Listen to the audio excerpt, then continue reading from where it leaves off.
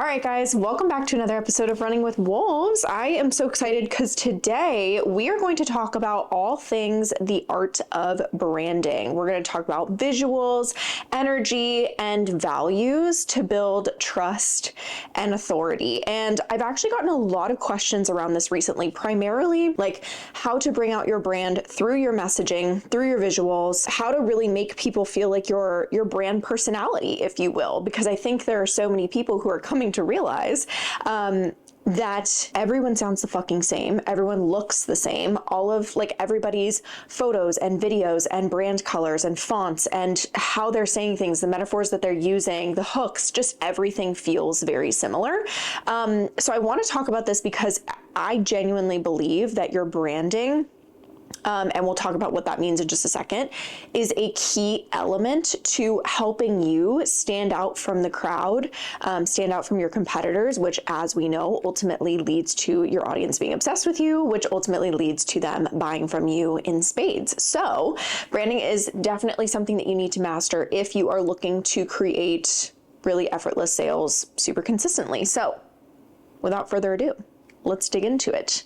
Okay, so I want to talk first and foremost, before we even talk about how to perfect the art of branding, I do want to talk about, to me, what branding is. Branding is an extension of your brand. And I actually genuinely believe it is the foundation of your marketing, but not in the way that you might think that it is. So for most people, when they think of branding, all they think about is the visuals that go into it. Like I said, your fonts, your brand colors, your photos, your videos, like a really fun brand shoot. When I say branding, that's probably what comes to your mind. Or, it's your logo or any of those things, right? And while visuals are a core part of your branding, ultimately, in my opinion, they should be the last piece essentially of what your branding is built on. So when I say branding, ultimately what I mean is, who is your brand? What is your brand personality? What's your mission? What's your values? When people come into contact with your brand, what do you want them to remember? It is the essence of your brand. And then branding is essentially how you communicate that message through your captions, marketing, visuals, etc. So branding, the way that I like to think about it is, you have your brand, and then branding is essentially another microphone or megaphone to get your message of who your brand is out to your target audience. That's really all it is. But there's a lot of different ways in which we go about doing that. Again, visually, with our captions, our messaging, etc. And to me, when you think about branding and how to make it successful, at its core, it's really about consistency. Your audience needs to know who your brand is, and they need to hear about it and be inundated with that over and over and over and over and over again for it to stick in their brains, and then for them to ultimately be obsessed with that brand and then buy from it. So to give you some examples of brands that do this really well, in terms of not only their visuals, but their branding well, right? Their messaging that conveys who they are as a brand. The first one that came up for me was Rare Beauty.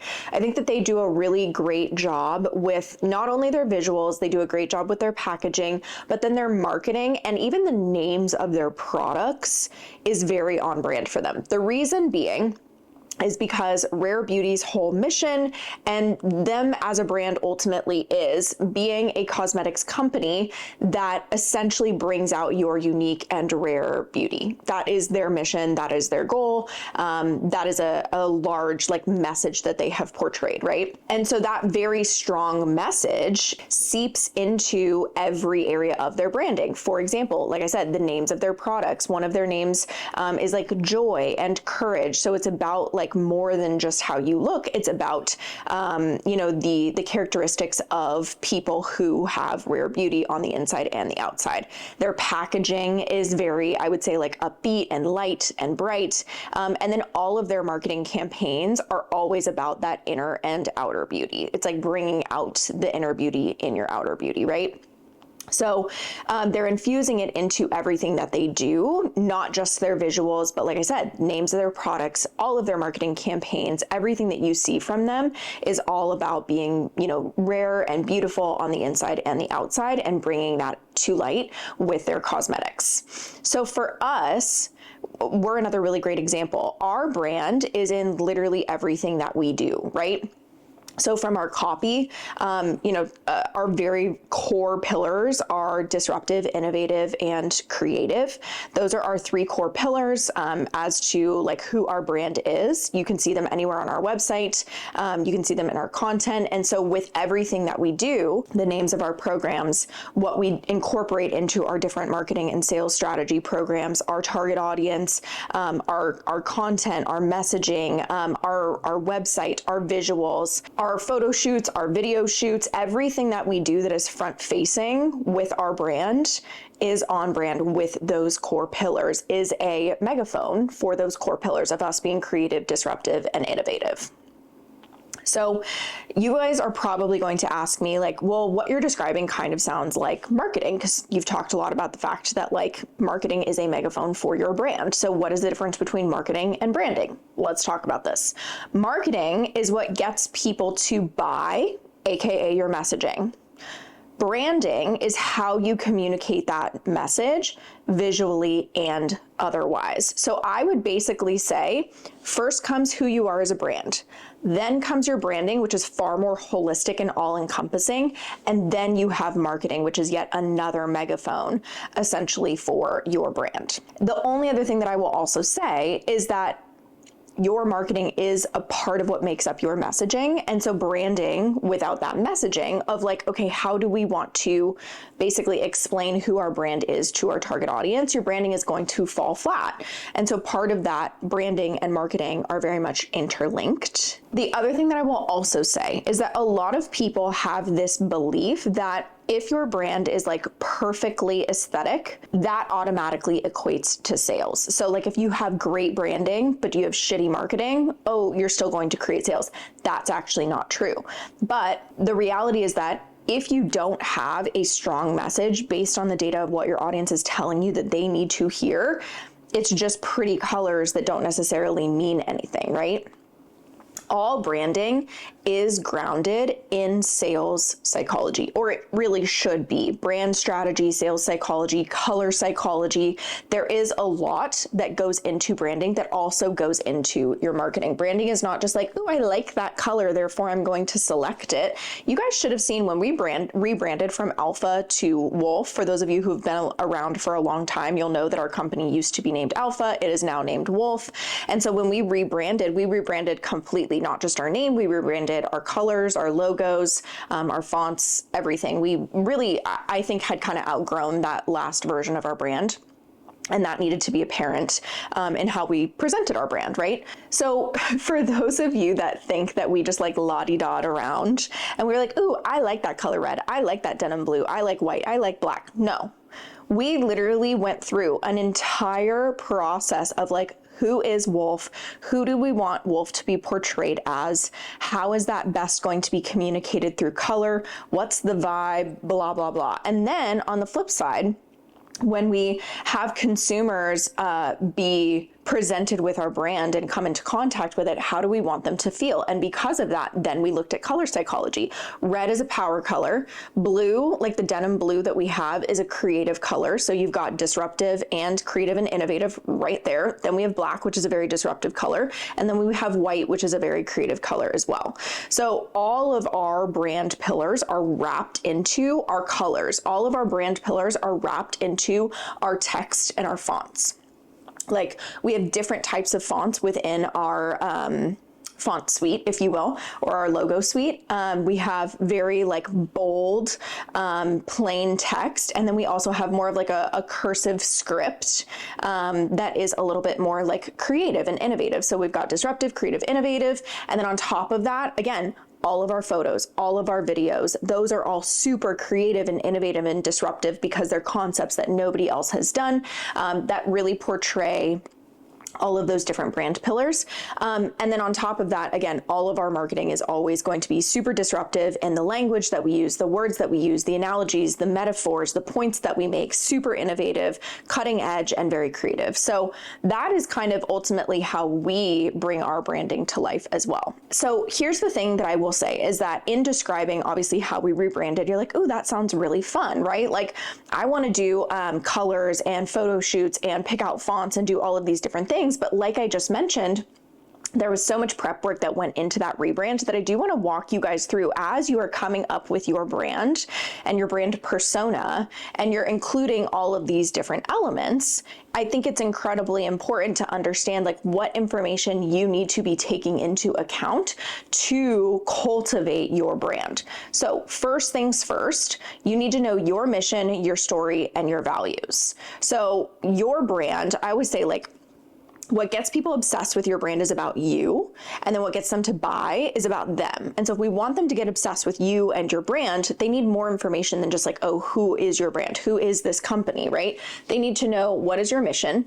They need to know what is your story and what are your values. They need things to latch onto, to resonate with. So for example, our mission is to give marketing and sales autonomy to as many business owners as possible. I'm so fucking sick and tired, excuse my English or French or whatever you want to call it. I'm so sick and tired of every single other marketing and sales expert that I've ever seen being like, oh, you should follow me, you should work with me, you should do this, that, and the other, because I'm going to give you like the last marketing and sales investment that you're ever going to need. And then they give you literally a sliver of marketing and sales information, and then you're creating great results. But then the second that you try to go do it on your own, you're like, I have no concept of what I'm doing or why I'm doing it or how to make it better or how to fix it if it's getting worse or any of those things. So you have to go back to that person and invest with them again. And then it's a rinse and repeat process, right? Absolutely not. One of our missions is to make it so that if you enroll in our accelerator program, you leave with all of the information that you need in order to put together a cohesive marketing and sales strategy, create incredible results, diagnose what's working and what isn't, pivot and shift your strategy as needed, figure out what's working and what isn't, so that you have all the pieces of the puzzle. They're giving you information, we're giving you information, implementation, and diagnosis. That is our mission, right? And so we're going to put that into our branding and into our content and into our marketing over and over and over again, so people become obsessed with that. We also talk about my brand story, so there are different types of brands, right? We have something that you would, I think, call like a hybrid brand. We are technically a personal brand, but then we also have more of like that team element as well, as we've grown. So we have our brand story, which ultimately is like my solopreneur origins to where we are now. That story, which we call like my underdog story, essentially, that gets people super freaking obsessed with our brand every single time that we talk about it, because they have something to resonate with. People love an underdog story. They can resonate with where I was at before, because it's relatable and it's probably where they're at or somewhere along the journey. And then they can look up to where I am now. So that brand story is something that people are obsessed with, and it's also something that we infuse into our branding as a whole. The way that we do that is with our visuals, is with the audios that we use. So like the visuals would be videos of me or photos of me when we first started our business. And I'm like in my freaking 1-bedroom apartment crying on my couch, basically. That's like part of our underdog story, right? Or it's me working tireless, hours and hours and hours and hours so that I can make things build as quickly as they did. Or it's me with our team, or it's me coaching our clients, or it's me doing XYZ. That's part of our brand story that we're infusing into our branding through those visuals. And then our brand values, like I said, creative, innovative, and disruptive, we're infusing all of that into our branding as well in all of the ways I already kind of described. So the key thing that I want you to understand is that if your branding isn't informed by all of these different things that I just mentioned, there's really no point to all of like the pretty visuals or the pretty words on your website. When you start a business, there are very certain questions that you need to be able to answer, like all of those different things that I just said. It's like, okay, well, what is your mission? And when I ask people that, they're like, sorry, what? I'm like, what's your mission? What's your goal with your business? What are you trying to accomplish? And it's so wild to me how there are so many people who literally cannot answer that question, and they don't know these things about their brand or their business. And so it ultimately confuses them, and they don't know how to create proper branding.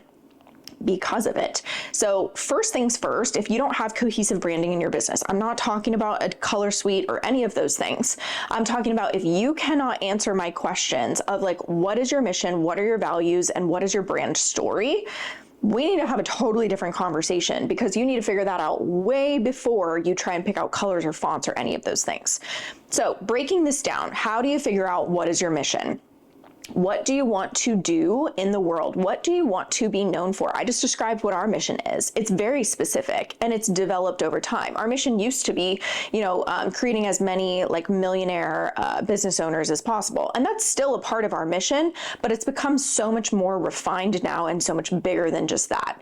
Another thing you want to ask yourself is like, what is going to make the biggest difference in your audience's lives? And how do you do that differently than your competitors? That's a part of your mission as well. This isn't necessarily always just about like what you want to do. There's a lot that I want to do in my life that isn't related to my business. Business is about meeting a need for a certain audience and really doing it in a way that's different than your competitors. And so that is really, it ultimately becomes your brand mission. It's really about kind of like finding where you fit in with the market and positioning yourself there very strongly. Okay, jumping into values really quick. So your values are really informed by your mission. And if you're aiming to build trust, your values should really be very clearly communicated and firmly a part of everything that you do in your brand. There's a lot of people that I know that have not polarizing values, but values where they might be afraid that it's going to call out their competitors or alienate them from their audience or any of those things.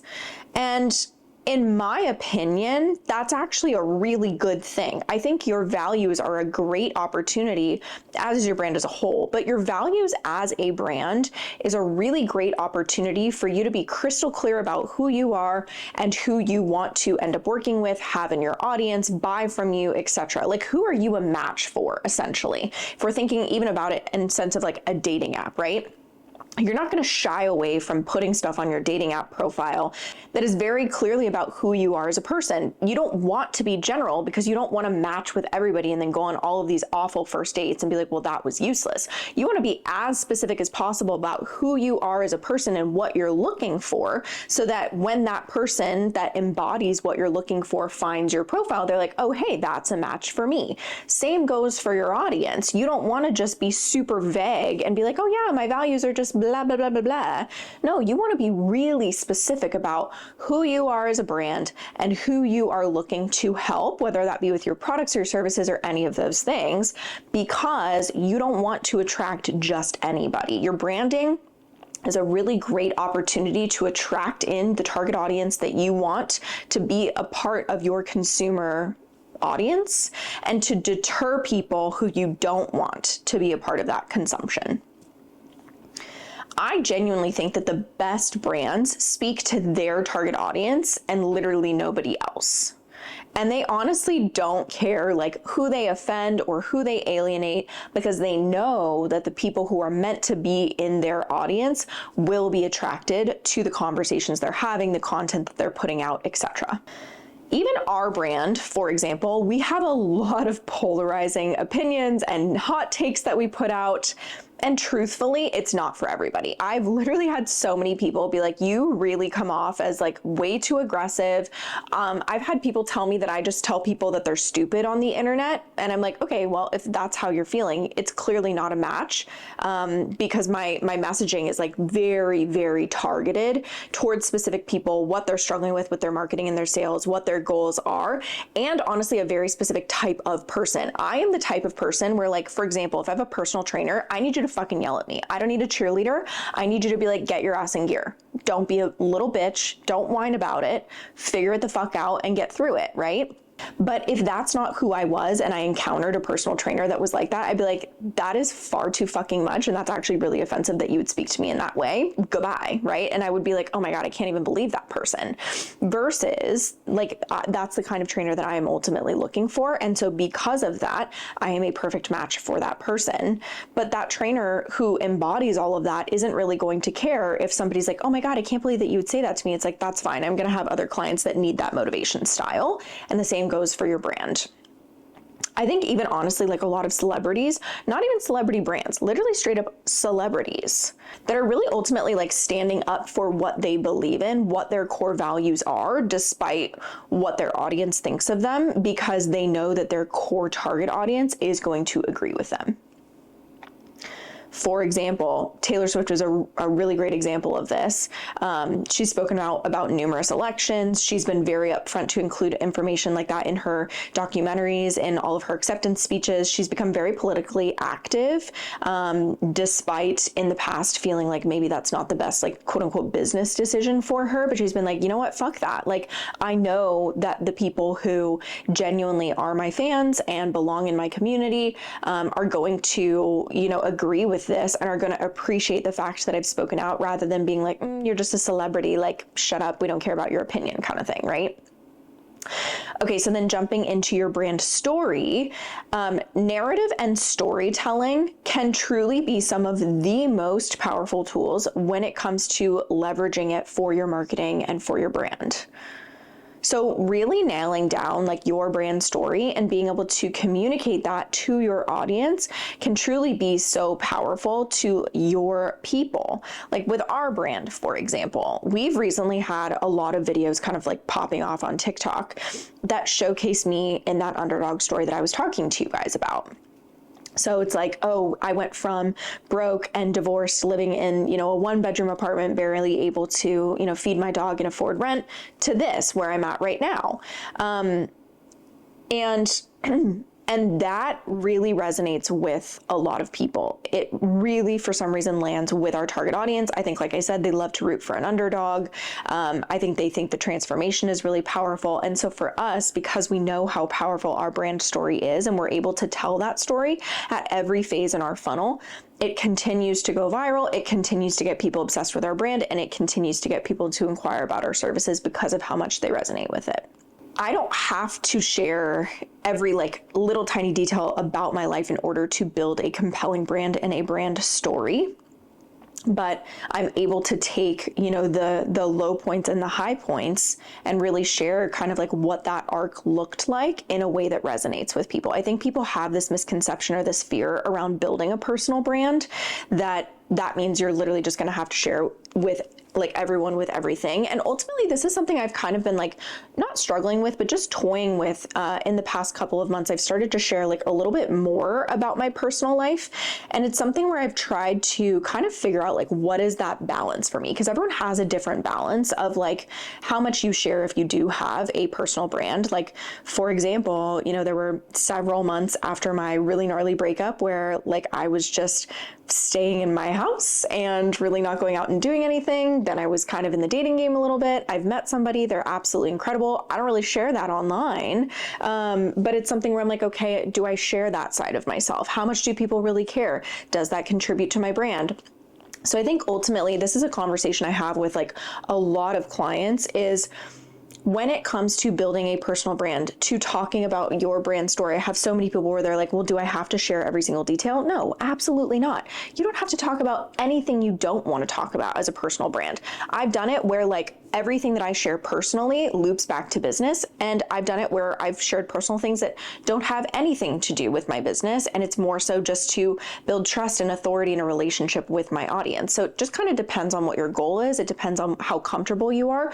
The only other thing I always say is like, don't put anything out there that you don't necessarily like want people talking about, right? Or that's not what I want to say. Sorry, it's actually the opposite.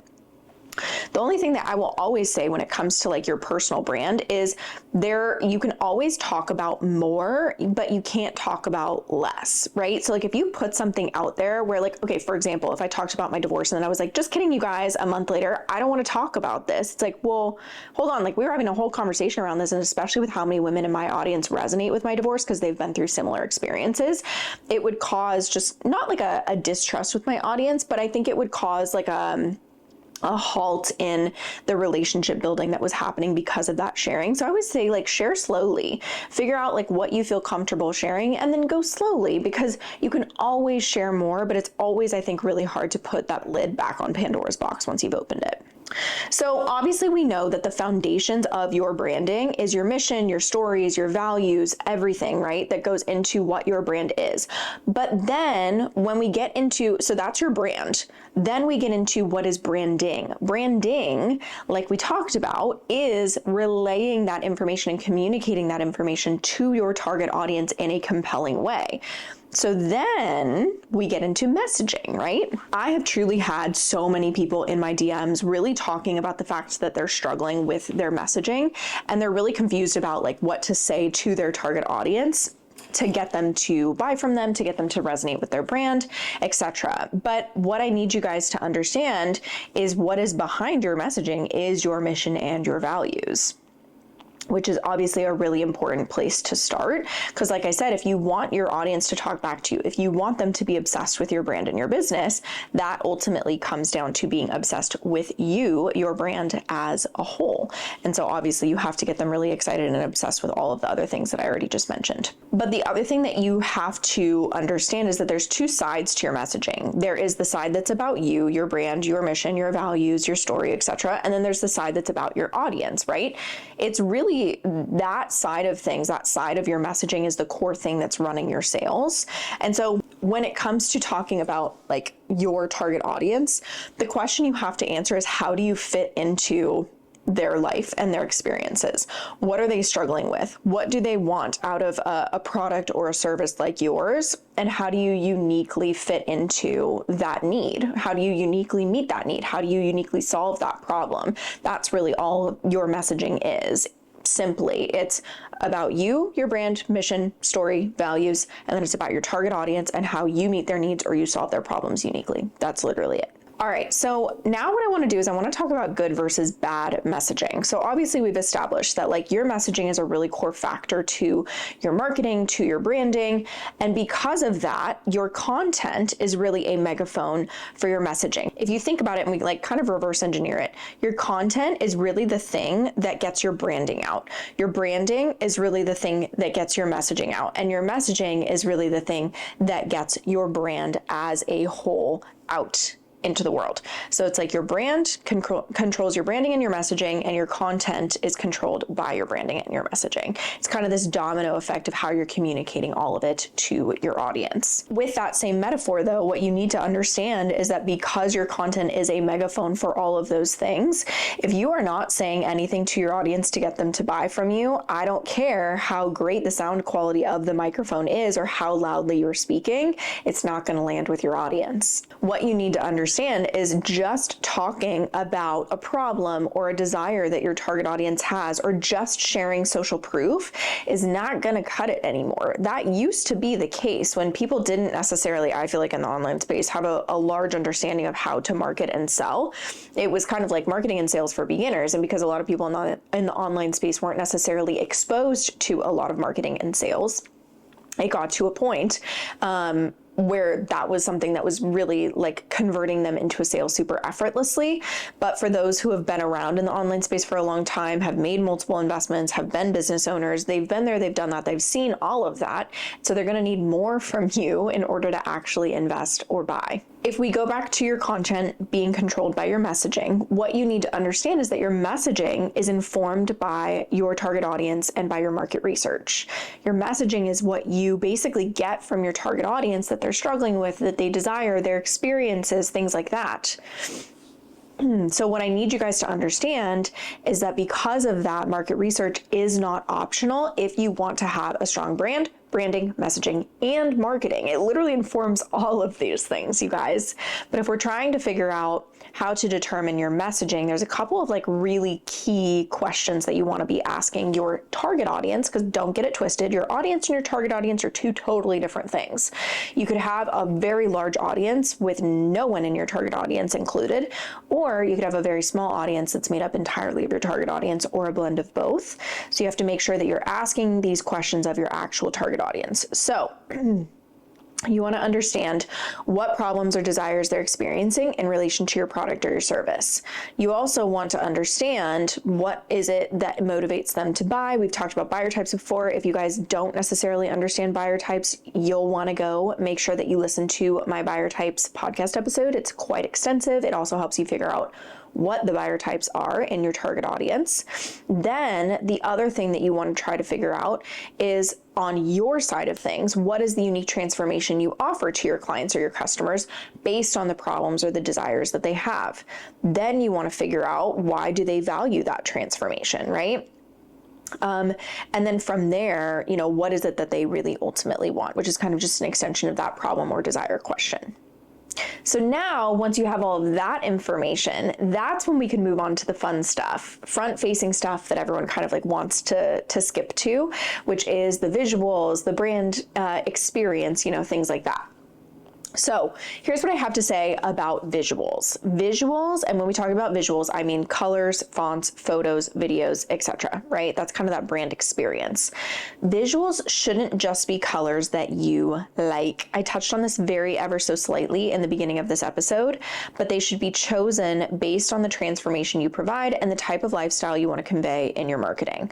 So what I need you to understand is that there is an entire color psychology situation that happens. Each color that you are exposed to evokes a feeling or a word or a message with the person that encounters it. Like, for example, green is like a very sage color. So it definitely makes people feel, number one, connected to the earth a little bit more. So a lot of obviously like organic brands or businesses use this in their branding.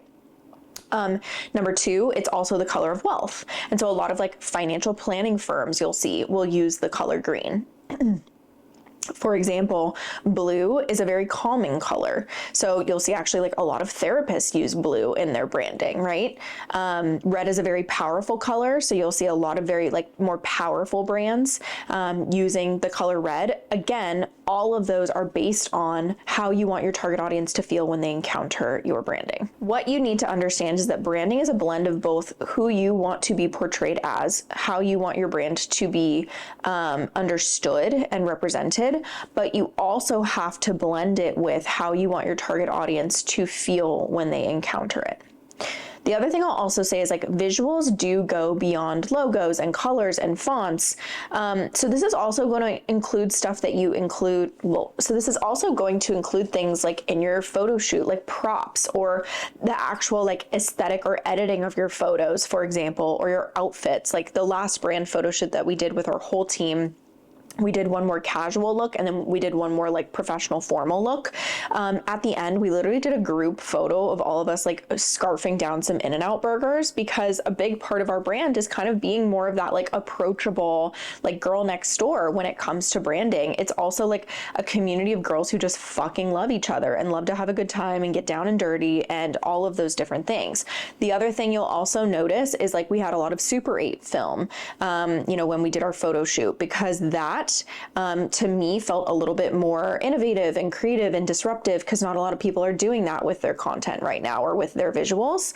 And so that was a very on-brand choice for us, I would say, for that photo shoot. I think that, when you really use like these distinctive brand elements, people start to associate your brand with the things that you used, which is why like certain colors or different logos or, different visuals are trademarked by different brands. So like even for us, for example, like for my personal brand, Honey and Shadow, my two dogs, as much as they, like, I think that this is hilarious, they are absolutely like elements of my brand, right? Another thing that's like an element of my brand is like martinis. I love martinis. I love a good glass of wine.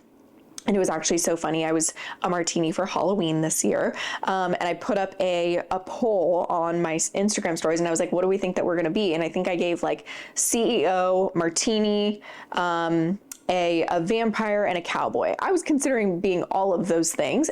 Everyone selected a martini. And I was like, okay, good to know that that's what people associate my brand with, which is hilarious. So what you need to understand though about your branding, your brand experience, is that it should be exactly that, a brand experience, which means it is all inclusive. So that actually includes things like sounds, right? So we actually have like certain brands, we actually have like certain types of sounds that we will use for our reels and for our TikToks that feel more on brand for us. So like for us, for example, I will never use like the light and airy, different like whimsical, romantic audios on Reels or TikToks, I will either use like hype up, like rap songs, I will use like motivational speaking audios, or I will use more like sentimental, emotional audios when we're talking about like that underdog story or our team or any of those things. A lot of times what this makes me think of, another really great brand example of this is the prebiotic soda named Poppy. I'm sure a lot of you guys are familiar with this brand. Everyone Live Laugh loves Poppy, but their visuals are like so distinct and clear with the bright colors. They're constantly posting their customers with like brightly colored cans, and even like their PR or their merch has like the same color theme. Or if you go and you look at any of their social media, all of their audios are like bright and fun and poppy, and like they give that same brand experience and vibe as their colors do, as their logos do, etc. And so it immediately makes them super recognizable as a brand. So all in all, what you need to understand about your brand experience is these are not just random things that you like sling together and call it a brand. I'm not a brand strategist, but I know a lot about branding because it affects marketing significantly. So I would say that if you're ever going to create your own brand finally, like a formal brand, or if you're going to rebrand, hire a brand strategist because they know all of these things. They can put all of these things into action for you and make it so that it's a really compelling, like full holistic brand experience. Okay, last thing I want to touch on is going to be your brand personality and your voice, which obviously like really coincides with your visuals, because these kind of, they go a little bit more hand in hand. I would say they should really be informing each other. So like I've said before, again, your brand personality isn't necessarily like your personality. It's the personality that your audience can trust enough to buy from you. So I would say that our brand personality, there are a lot of different types of brands, right? So for example, I have a business coach. I absolutely adore her. She is the most hysterical person that I've ever met in person, but her brand is a little bit more polished and professional online. My brand is fucking unhinged, as most of you know. And she even said to me, she was like, I will always know your brand when I see it, because what you see with you off camera, when you're just hanging out, because she's obviously known me for so many years at this point, is exactly what you get on social media, and it's become a part of your brand. So you can do it both ways. The reason why we have kept our brand personality kind of the way that it is because people responded so well to it. We didn't need to take on like another life of its own, versus kind of what she did was she went this more polished and professional route, which ended up working really well for her because her audience really loves that element. And so they ended up kind of just keeping with that and having that be like their brand persona a little bit more. And then behind the scenes, she's a little bit more laid back and casual, which is great. So I'm not saying by that you need to change your entire personality in your daily life or how you present yourself. I think it's still incredibly important, and she does a great job of this, to really incorporate elements of your personality into your brand if you're a founder forward brand or more of a personal brand. But your brand and your brand personality should still very much go back to your core mission, values, what your audience is looking for, etc. So it kind of has to all align a little bit. So if you're trying to figure out what your brand personality or voice is, I want you to ask yourself kind of just these core questions. Number one, what words or phrases do I commonly use in my brand that my audience associates with? What words do I not use? And then what is the tone of my brand? Is it fun? Is it laid back? Is it sophisticated? Is it polished, professional? What does that look like? And then think about through audio, visuals, photos, videos, color, fonts, any of those things, how you can portray that. So that's really kind of, I would say, like the 4 elements of your brand that I would be focusing on. Obviously you have, like I said, your mission, your story, and your values. You have your messaging. You have your visuals and your brand experience. And then you have your brand personality and your voice. But what I want to emphasize for you guys is that your brand isn't going to carry everything for you. Remember how I said your branding and your brand informs your messaging, which informs your marketing and your content.